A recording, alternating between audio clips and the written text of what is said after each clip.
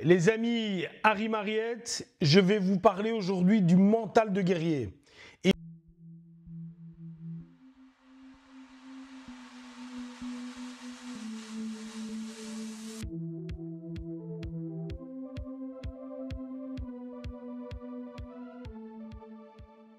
j'ai eu l'illustration directe.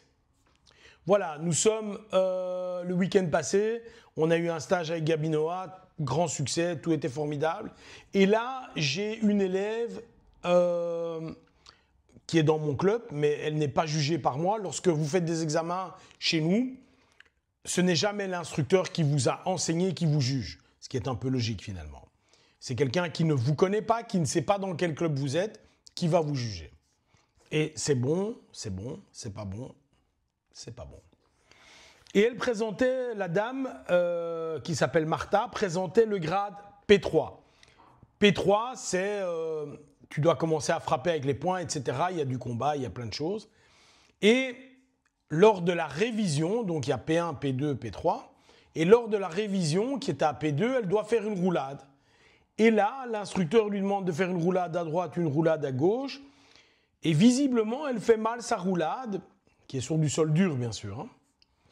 Et elle se casse. À ce moment-là, personne ne sait ce qu'elle a, mais elle pense se casser l'épaule. Et là, je vais vous expliquer quelque chose d'assez fantastique. Moi, je vois ça en spectateur. Je ne vois pas l'accident, je ne le vois pas. Par contre, je vois qu'elle se tient à l'épaule, qu'elle a les larmes dans les yeux, que c'est très dur, mais évidemment, elle continue. Elle continue, elle travaille, elle travaille.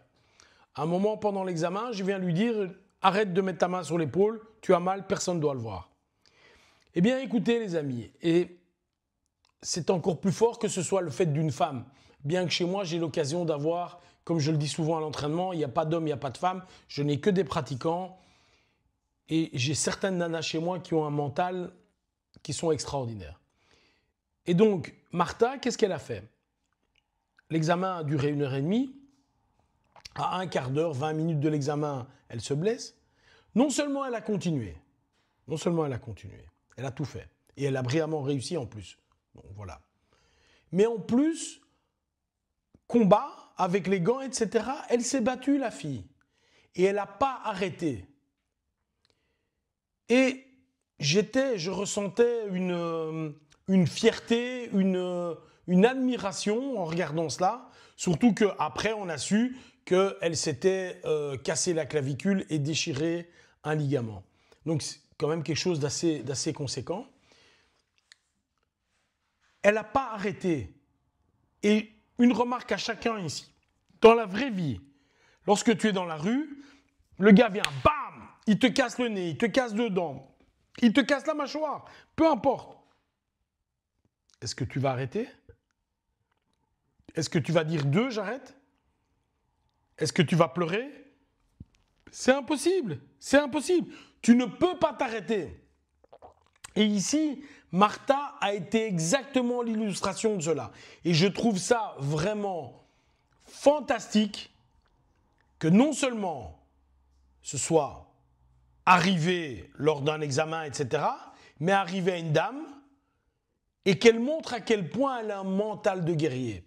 Et donc, par cette vidéo, je voudrais d'abord, lui souhaiter, ce que je fais évidemment par téléphone, un prompt rétablissement et que tout aille pour le mieux possible, et lui répéter à quel point je suis fier d'elle.